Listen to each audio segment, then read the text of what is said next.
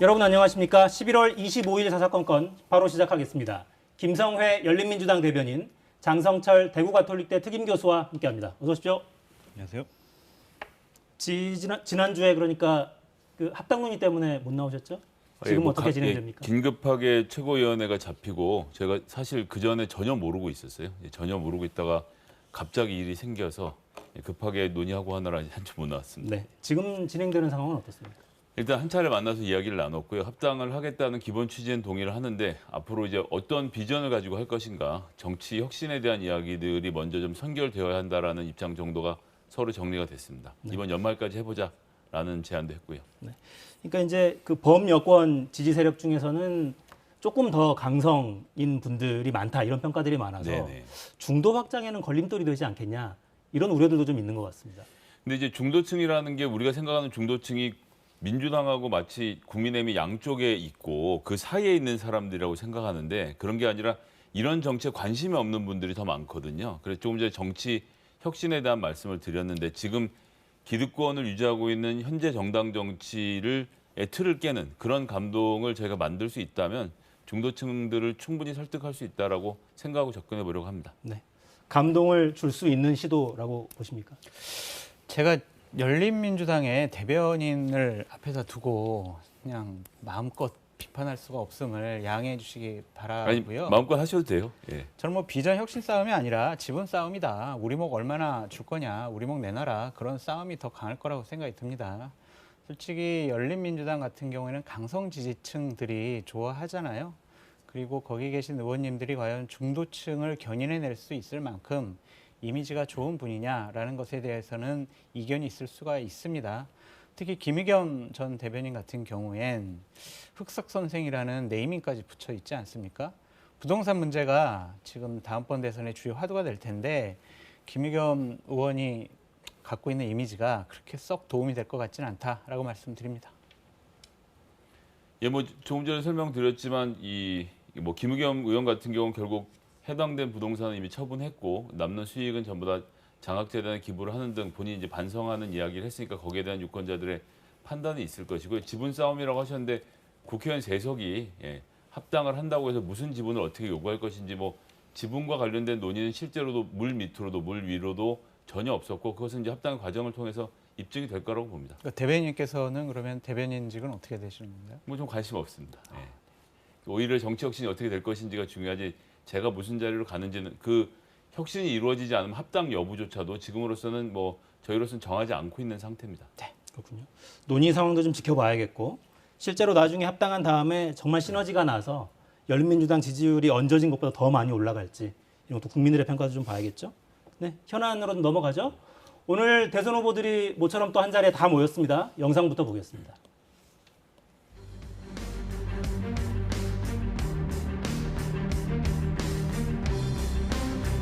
이 전쟁 상태는 어떤 이유를 대더라도 빨리 끝내야 합니다.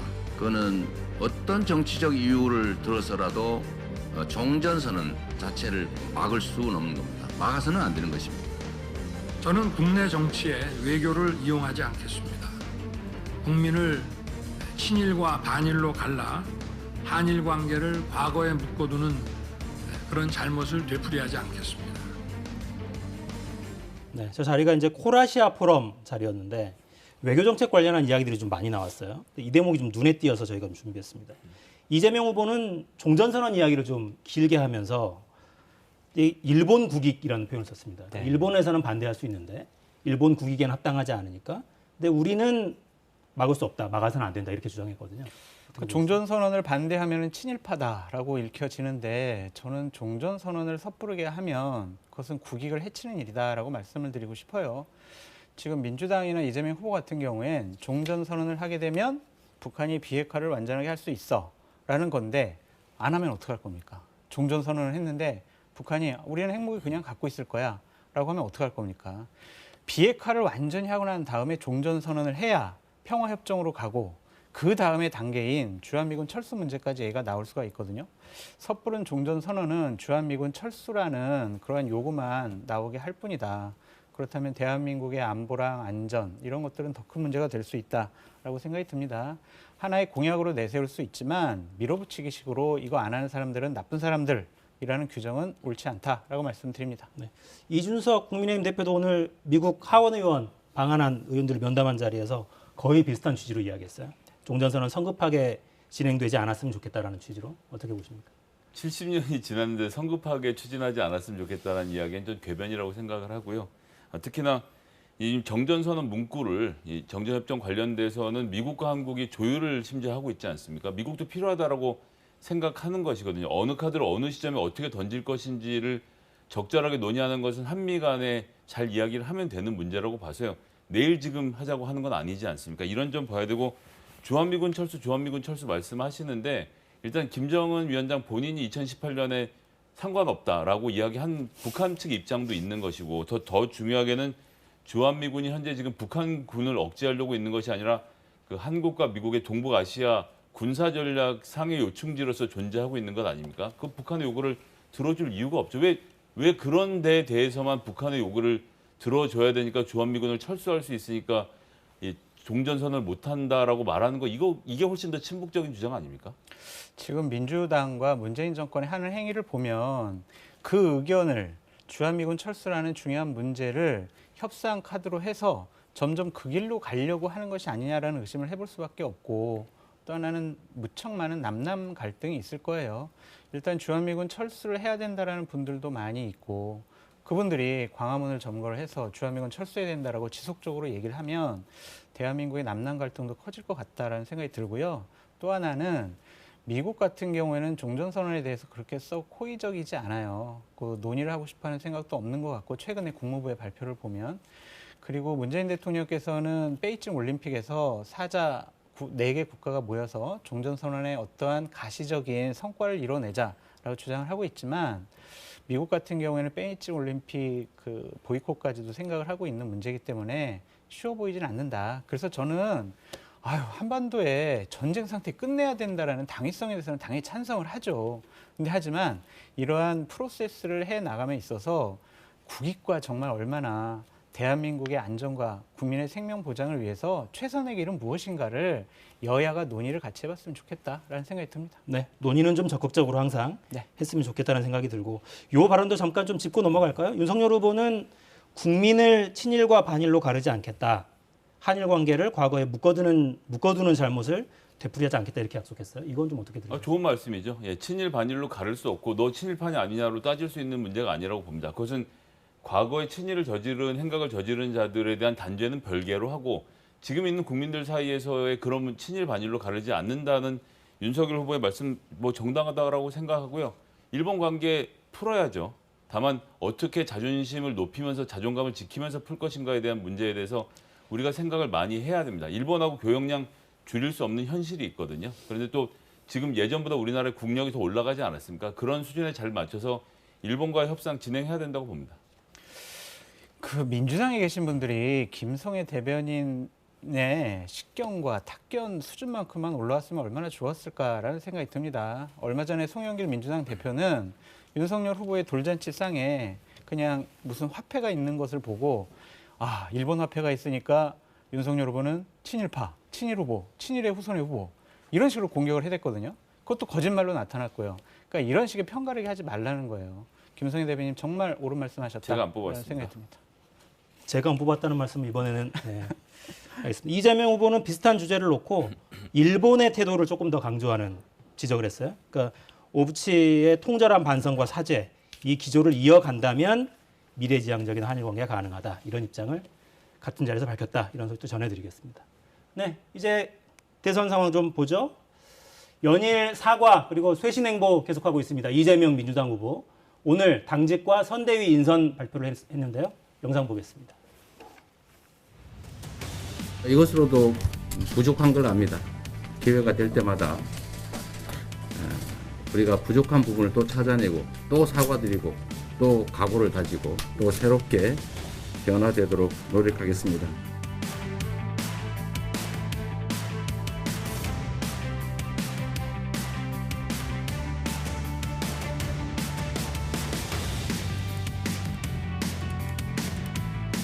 김영진 사무총장은 선대위 총무본부장, 강훈식 전략기획위원장은 선대위 전략본부장을 첨예합니다.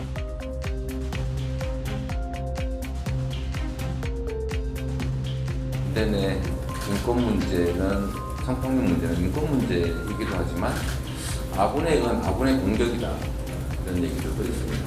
결국 국가 안보에 관한 문제일 수 있다는 것입니다. 네, 그러니까 흐름을 보면 이렇죠. 민주당의 이재명이 아니라 이재명의 민주당이 되어야 한다. 이런 선언이 있었고 민주당의 당직을 맡은 의원들이 당직을 다 내려놓았고 그 뒤에 오늘 새로운 인선 발표가 있었습니다. 지금 이런 일련의 움직임 좀 어떻게 보고 계십니까?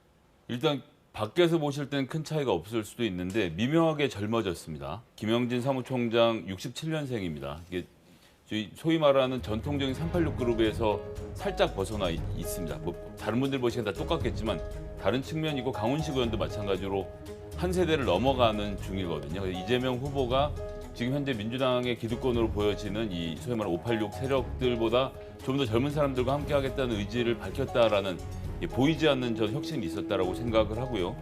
그리고 이제 이런 과정에서 큰 잡음 없이 일이 좀 순서대로 잘 진행되고 있지 않습니까? 민주당이 지금 되게 다급해진 거죠. 지난주에 특히나 막 10% 넘는 차이가 나면서 이대로는 다 같이 공멸한다는 위기의식이 작동했다라고 보고요. 혁신 프로그램이 잘 가동되고 있는 것 같습니다. 혁신 프로그램이 잘 가동되고 있다는 평가인데 잘 가동됐다라기보다는 기본적으로 바뀌고 있다라는 이미지를 주고 있어서 저도 상당히 긍정적으로 보여집니다. 그러니까 이번 주까지는 득점을 더 많이 한 것 같다라는 생각이 들어요.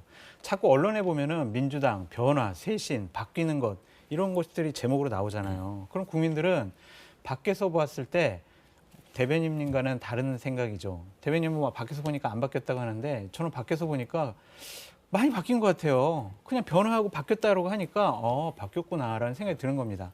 그래서 지지율이 올라가고 있다라는 생각이 들고요. 기본적으로 저런 것들이 진정성이 있으려면 뭐 예를 들면 이재명 후보가 아니 우리가 하고 있는 민생 법안들 밀어붙여서라도 이거 이번 정기국회 내에 좀 통과시켜 주세요라고 주장하는 것은 옳지가 않아요. 이런 모습 어떨까요? 자, 우리 대한민국 국민 전체를 봅시다. 우리 야당과 협상, 조정, 타협해서 우리 쟁점 법안들, 민생 법안들, 국민을 위한 법안들 함께 만들어 갑시다. 거기에 우리 여당과 열린민주당 같이 노력을 해봅시다. 우리 품고 갑시다. 이런 식으로 했으면 더 좋았을 텐데 빨리빨리 그냥 단독 처리해버려요. 이거는요. 역시 이재명 후보는 연기를 잘하는구나. 지금까지 해왔던 여러 가지 얘기들은 거짓말로 그냥 이번 어려운 상황을 모면하기 위한 하나의 정치적인 퍼포먼스가 아니냐.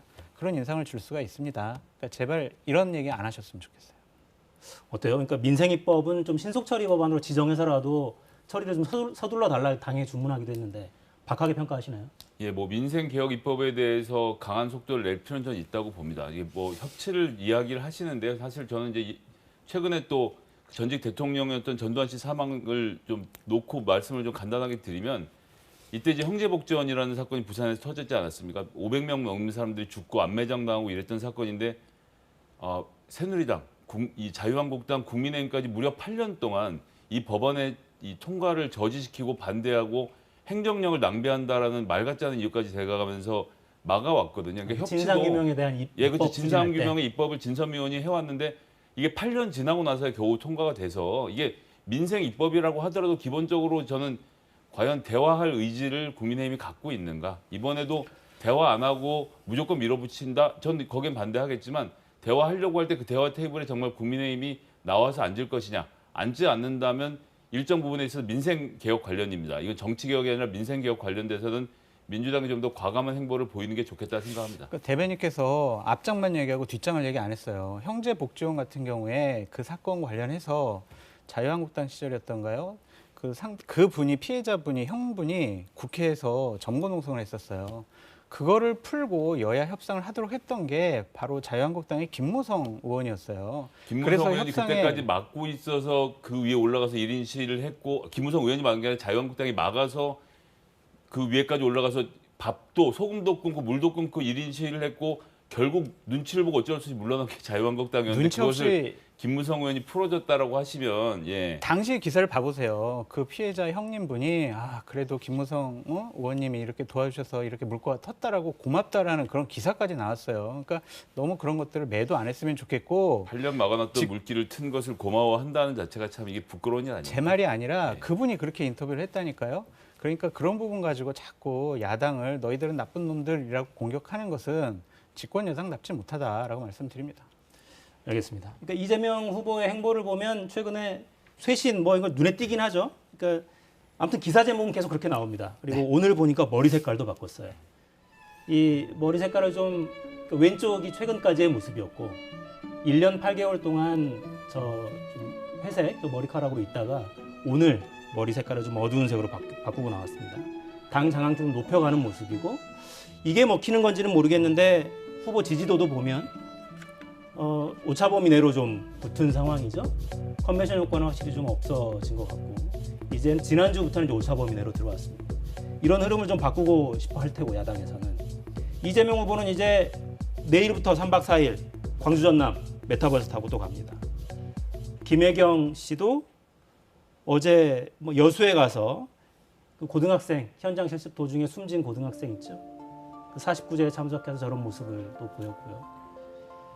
민주당이 계속 이렇게 빠르게 달려나가는 모습인데 김혜경 씨 모습이 노출될 때마다 이 질문이 바로 따라 나옵니다. 김건희 씨의 자명은 언제까지 이어질까요? 모르겠습니다. 그건 아마 실무진에서는 다 터치할 수 없는 부분 같아요. 그건 후보랑 후보 부인이 결정할 문제라는 생각이 들어서 참 어려운 문제일 것 같아요. 어떻게 내보여야 될까? 아니면 내보였을 때 어떤 말을 행동을 하도록 해야 될까? 상당히 고심이 되는 부분이다라는 생각이 들고요. 저는 이재명 후보가 평소에 소신을 지켜서 머리를 염색 안 했으면 더 좋았을 것 같다라는 생각이 듭니다. 왜냐하면 저는 계속 저런 모습이 머리를 염색하지 않으면 약간 좀 나이 든 모습 보이잖아요. 그러면 MZ세대에 접근하기가 외모부터 좀 어려웠을 거예요. 근데 저렇게 염색하는 모습은 득점 포인트다라고 말씀을 드려요. 지난 일주일 동안 보면은 이재명 후보와 민주당의 두 축이 있어요. 하나는 당은 변화와 쇄신이고 이재명 후보는 반성, 사과, 감성 정치를 했어요. 그런 부분이 어느 정도 먹혀서 지금 지지율이 좀 붙었다고 보여지는데 저는 자꾸 뭐 미안합니다, 사과하고 송구하고 막 큰절까지 하는 것 한두 번은 괜찮지만 자꾸 저렇게 울컥하고 눈물 보이는 모습 저런 감성 정치만 하는 것은 나약한 지도자의 이미지를 줄 수가 있다. 그래서 너무 자주 써먹지 말아라라고 말씀드리고 싶고요. 자꾸 울면은요 또 울어? 막 이런 얘기를 해서 짜증이 날 수가 있어요. 그러니까 지도자다운 비전과 정책 이런 능력으로 승부하셔야지 감성 정치하지 마시라라고 말씀드립니다. 예, 뭐 일단 호남에 내려간 것은 윤석열 후보가 호남에 대한 구애가 맹렬합니다. 김병준, 김한길, 김종인 이게 삼각 체제를 만들려고 하는 것도 제가 보기엔 호남 공략을 하려고 하는 거고 현재 뭐 당장은 비교할 수 없습니다만 여론조사상 호남에서 이재명 후보가 60% 이상 못 가져가고 있거든요. 이 남는 40% 공간에서 예를 들어서 예전엔 10% 정도 가져갔던 것을 20이나 30으로 끌어올릴 수 있다라면 윤석열 후보로서는 굉장히 중요한 포인트가 될 것이고 이것이 단지 호남에 영향을 미치는 것뿐만 아니라 서울에 있는 출향민들, 특히 부동산 문제 때문에 속이 부글부글한 호남 출향민들이 같이 연동해서 흔들릴 경우에는 윤석열 후보에게 상당한 득점이 될 수 있는 포인트라고 봐서 호남 문제에 대해서 이재명 후보가 더 다잡고 나갈 필요를 절감하고 있다라고 보고요. 그래서 부인과 함께하는 이런 행보는 지금 매우 적절하다라고 생각하고요. 더 열심히 했으면 좋겠습니다. 네. 김혜경 씨의 등판 때마다 김건희 씨 이름이 나오는데 언제가 될지는 알 수 없다. 그러니까 이게 전략적인 어떤 판단이 있어서일까요? 아니면 뭔가를 준비하고 있어서 그런 겁니까? 아니, 이건 수사를 준비하고 있는 거 아닙니까? 수사를요? 예, 지금 그 검찰에 출석해서 그 소위 말하는 주가 조작 사건과 관련돼서 도이치모터스 이게 개미 핥기 사건이거든요. 예, 개미들을 다 학살한 사건인데 여기에 연루된 것이 드러나서 이 소환 조사라도 받게 되면 이미지에 결정적인 타격이 갈 것이거든요. 이 문제가 매듭지어지기 전까지는 사실 김건희 씨로서는 나와서 이야기할 굉장히 불편하겠죠. 뭐 그 캠프에서도 마찬가지일 것이라 생각하고요. 여러 가지 정황도 드러나고 있고 도망갔던 사람도 잡힌 만큼 이 문제가 좀 마무리된 다음에나 나올 수 있지 않을까 이렇게 보여집니다. 그러니까 상대 후보 배우자에 대한 모욕적인 언사는 좀 삼가해 주셨으면 좋겠다라는 생각이 듭니다. 민주당 쪽에 계신 분들은 어쩌면 그렇게 상대 후보 배우자에 대해서 폄하하시는지 모르겠어요. 김건희 씨 같은 경우에도 아이를 낳고 싶은데 못 낳았잖아요. 근데 그런 걸 가지고 한 의원이 페이스북에다가 부적절한 내용을 적어서 사과까지 하지 않았습니까? 김건희 씨 같은 경우에는 수사를 대비하고 있기 때문에 언제 등판할지 몰라. 이런 식으로 폄하하는 것은 김성애 대변인님답지 않은 멘트였다라고 말씀드립니다. 뭐 지금 주가 조작뿐만 아니라 그 아파트 분양 사기까지 포함해서 지금 여러 건들이 이 처가와 관련된 비리들이 나오고 있는데 이게 쉽게 넘어갈 수 있을 문제일지 저는 그렇게 보여지진 않습니다. 그러니까 그렇게 얘기하면 이쪽에서도 자 김혜경 씨 같은 경우는 옛날에 형수에게 욕설을 하고 그런 식의 자극적이고 저급한 단어를 쓴 것부터 시작해서 아니 얘기 안 할 수가 없어요. 그래서 앞으로 벌어질 일에 대해서 앞으로 그런 일이 벌어질 거야라고 하면서 추측하는 것은 좀 옳지 못하다라는 생각이 듭니다. 네, 사익 문제와 이 범법은 다른 영역에서 다뤄야 되겠죠. 그러니까 아직 그게 범법 문제가 확정적으로 어떤 잘못이 있어서 검찰에 소환당해서 수사를 받거나 아니면 기소를 당한 건 아니잖아요. 그랬을 것이다라는 추측만 있잖아요. 그렇다면 추측을 가지고 너는 나쁜 사람이야 라고 낙인 찍는 게 맞습니까? 아니, 안 나오시니까 언제 나오신지 여쭤보니까 저는 그런 예상을 한다는 말씀 드린 거죠. 네. 많은 국민들이 궁금해하고는 있어요. 언제쯤 나올까? 어떤 모습으로 비춰질까? 저도 궁금합니다. 네. 자, 국민의힘 이야기로 넘어가 보죠. 국민의힘 선대위 인선안이 오늘 일단 공개가 됐습니다. 김종인 전 비대위원장이 총괄 선대위원장을 맡을 것인가? 아직도 답을 모르는 상태입니다. 영상 보겠습니다.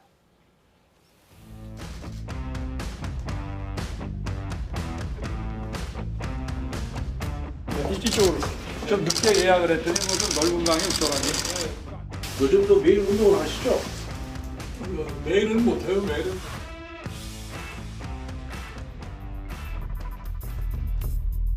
내가 지금과 같은 입장을 견제할 수밖에 없다는 얘기를 우리 후보한테 얘기를 했어요. 선대위가 정상으로 갈 수 있는 여건을 갖다가 처음부터 만들자 하는 얘기지 뭐 특별한 의미가 없어요. 그 자꾸 뭐 이상한 얘기 들어가지고 이상한 글 쓴다고 그러지 마라. 오늘 무슨 어디 좀 보니까 뭐 나한테 무슨 최후 통첩을 했다고 오늘 또 신문은 주접 떨어졌던데 잘 됐다고 그래서 그 뉴스 보고.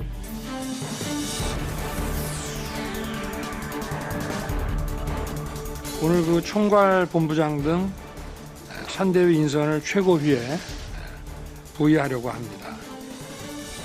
선거운동이 더 지체돼서는 좀 곤란하고 지금 1분 1초를 아껴가면서 우리가 이제 뛰어야 될 그런 상황이고 우리 김종인 박사님과 관련된 얘기는 제가 더 말씀을 안 드리는 게 좋을 것 같아요.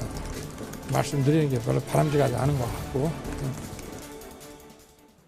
네, 어제 저녁에 만찬 일정이 갑자기 공지가 되면서 야 이게 이제 봉합으로 가는구나 라는 관측이 많았는데 오늘 분위기는 또 달라졌습니다. 주접 이런 표현까지 나와서 어떻게 돼가는 겁니까? 당분간은 김종인 위원장이 합류하는 것은 물 건너 갔다라고 말씀드리고 당분간은이라는 걸 싶습니다. 다시나요? 당분간이라는 거는 일단은 윤석열 후보의 지지율이 어느 정도 이재명 후보를 앞서가는 형식으로 그다음에 정권 교체할 수 있다라는 가능성이 높아지는 한 김종인 위원장을 다시는 찾지 않을 것 같아요. 하지만 이재명 후보가 지지율을 치고 올라와서 윤석열 후보가 위기감을 느끼게 되고 선거대책위원회가 구심점이 없기 때문에 우왕좌왕하게 되면 결국엔 선거대책위원회부터 다시 개편하자라고 할 것 같아요. 민주당이 지금 그런 형식이잖아요. 그런 거를 또 따라갈 것 같고 선을 넘은 것 같아요. 지금 주접이라는 단어까지 나왔잖아요. 그거는 정말 당 대선 후보 측근들에게 할 만한 내용이 아닌데 상당히 기분이 좀 나쁘신 것 같다. 그렇다면 감정이 서로 상해 있어서 좀 냉각기가 필요해 보인다라고 말씀드립니다. 강을 이렇게 건너가버린 결정적인 이유는 뭐라고 봐야 됩니까? 결국엔 두 가지 부분이었어요. 사람 문제였어요. 하나는 이제 장제원 의원이었고 장제원 의원은 저는 이제 뭐 정치에 욕심이 없습니다라고 하면서 물러났는데 김병준 위원장이 상임공동선대위원장 하는 것에 대해서 김종인 위원장이 상당히 불편해했던 것 같아요. 본인의 총괄선대위원장으로 있고 그 바로 밑에 상임공동선대위원장이 있으면 본인의 지시를 상임 공동선대위원장한테 해야 될 거 아니에요. 그러면 그 지시를 김병준 위원장이 저는 그렇게 생각하지 않습니다. 저는 그건 못 받아들이겠습니다. 이런 식으로 하게 되면 김종인 위원장의 지도력이 먹히질 않아요. 그런 부분을 되게 불편하게 생각을 해서 김병준 전 비대위원장은 좀 후보 직속으로 옆으로 좀 빼서 다른 역할을 좀 맡겼으면 좋겠다. 그랬는데 윤석열 후보는 아닙니다. 이미 최고에서 결론이 났기 때문에 그걸 바꾸기는 어렵습니다. 라고 통보한 것 같습니다. 경쟁하는 입장이시긴 하지만 어떻게 보고 계십니까? 저는 어쨌거나 윤석열 후보의 정치력이 이제 아직도 발휘될 틈이 남아 있다라고 생각하고요. 이런 천신만고 끝에 김종인 박사를 모시고 올 수 있으면 이것이 한 번 뒤집는데 굉장히 큰 효과를 볼 거라고 생각합니다. 지금은 뭐 갈등을 빚고 있지만 결국은 결론 아닙니까? 그럼에도 불구하고 모시고 왔다. 그리고 내가 김병준 위원장도 지켰고 김한길 전 대표도 지켰다. 이렇게 되면 윤석열이 정치는 잘하네. 이런 소문이 돌 것이기 때문에 나름의 승부수였다고 생각하고요. 지금 섣불리 결론 내릴 일이 아니다라고 봅니다. 김종인 위원장 뭐 주접이라는 말씀을 하셨지만 맥락상으로 보면 윤석열 후보가 아니라 후보 측에 있는 어떤 사람들이 흘리는 말에 대해서 당신들은 가만히 있고 난 후보에게 얘기했으니까 후보의 말씀을 기다리겠다는 입장을 취한 것 아닙니까? 그래서 여전히 여지는 남아있고 이것을 마지막으로 성공시키는 그림. 이렇게 한다면 윤석열 후보의 컨벤션 효과가 다시 한번 일어나지 않겠나. 그렇게 좀 보고 있습니다. 그러네요. 이 선거라는 게 매일매일 쌓이는 점수를 다 모아서 마지막에 승부를 가르는 게 아니라 마지막 날 그 딱 투표함을 열어서 승부를 가리는 거니까 그 투표함이 열리기 직전에 뭔가 그림을 다시 만들어낼 수 있다면 명목적으로 만들어낼 수 있다면 달라질 수도 있겠네요. 왜 전에 출연하셨을 때 임태희 전 비서실장이 중요하다고 말씀하기도 하셨는데 발표된 내용에 임태희라는 이름 석자는 안 나옵니다. 저희가 마트에 가면 1+1 상품 있지 않습니까? 임태희 전 비서실장은 김종인 위원장과 묶음 세트였어요. 김종인 위원장이 가야 임태희 비서실장이 가는 거였습니다. 근데 김종인 위원장이 안 가니 임태희 비서실장도 가서 어떠한 특별한 역할을 맡기가 상당히 어려웠다라는 생각이 듭니다. 왜냐하면 처음에 윤석열 후보, 김종인 위원장, 임태희 비서실장 3명이 만나서 김종인 위원장이 특별히 부탁을 했거든요. 임태희 전 비서실장을 중히 써주세요라고 했거든요. 그래서 그 역할을 맡기려고 했는데 가장 중심되는 김종인 위원장이 아직 합류 여부가 불투명하니 임태희 비서실장에게 무슨 역할을 맡길지 이게 아직 결정되지 않은 것 같습니다. 네. 당 내에서는 너무 올드하다 이런 비판도 나옵니다. 제가 봐도 좀 오늘 발표된 선거대책위원회 명단들을 보면 과연 국민의힘이 선거를 치를 생각이 있는 것이냐라는 생각이 듭니다. 저런 거 발표되면요, 우리가 두 가지를 느낄 수가 있어야 돼요. 하나는 인물들을 보고 야, 정말 잘 뽑았네, 감동적이다 라는 생각이 들어야 되고, 또 하나는 야, 정말 유능한 사람들 뽑았구나, 선거대책위원회 제대로 굴러가겠네, 그런 생각이 들어야 되는데 그 두 가지 부분에 있어서 저는 솔직히 조금은 부족하지 않나라는 생각이 듭니다. 임승호 대변인의 저 말을 보면서 일단 첫 번째는 이준석 대표가 이번 인선 굉장히 마음에 안 들어하는구나. 예. 대변인이지 않습니까? 어쨌거나. 그런데 당의 선대위 구성에 대해서 저렇게까지 강한 비판에 어조를 내는 건 쉽지 않거든요. 당대표와 조율된 일이라는 생각이 들었고요. 지난 2주간 윤석열 후보가 컨벤션 효과로 지지율이 높았던 것이 민주당에 엄청난 득이 됐구나. 이런 판단이 들었습니다. 역으로 네. 엄청난 득이 됐구나. 이준석 대표가 계속해서 그런 이야기를 반복하고 있기도 해요. 이게 결국은 후보가 다 책임지고 가야 하는 거다. 이 결정을 내렸으면 책임을 져야 한다. 이 이야기도 계속 반복하고 있고, 김종인 선대위원장이 결국 합류하지 못한다면 김병준 선대위원장이 총괄 선대위원장을 하는 방안도 고려할 수 있다. 다만 이 결심도 역시 후보가 해야 한다. 이 이야기 계속 반복하고 있거든요. 그러니까 저는 김종인 위원장한테 드리고 싶은 말씀은 본인이 정권 교체를 위해서 내 힘을 보태야지라고 결심을 하셨으면 지금까지 본인의 뜻과 의지는 충분히 알렸어요. 그렇다면 대선 과정은 후보 중심입니다.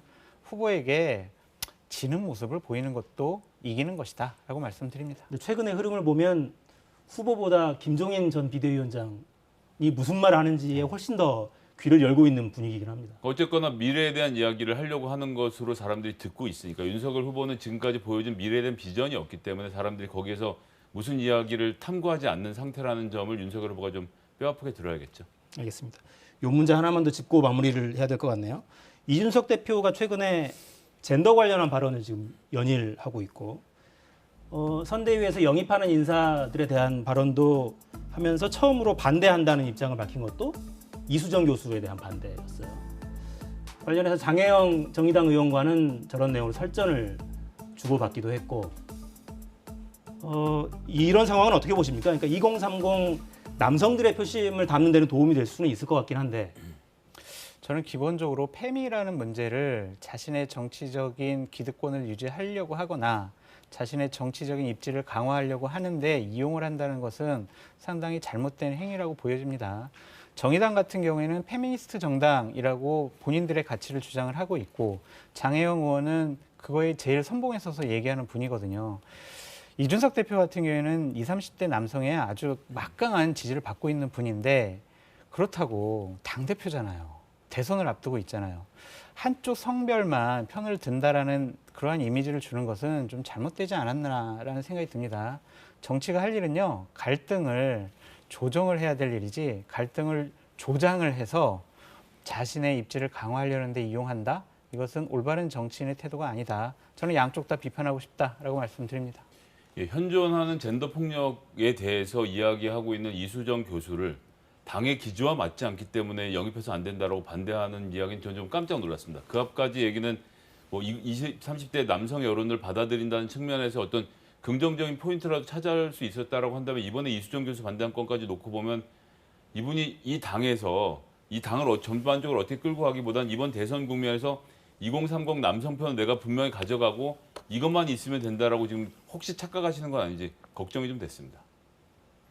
그러니까요. 정치가 이렇게 가도 좋은가 이런 생각이 저는 개인적으로 들긴 했어요. 그러니까 갈등이 있는 건 사실인데 이건 현실인데 이것들을 어떻게 더 미래지향적으로 가져갈 것인가 어떻게 하면 쓸데없는 그런 의미 없는 피해가 생기지 않게 할 것인가 이 부분에 집중하는 게 아니라 표를 세고 있는 게 아닌가 이런 생각이 좀 들어서요.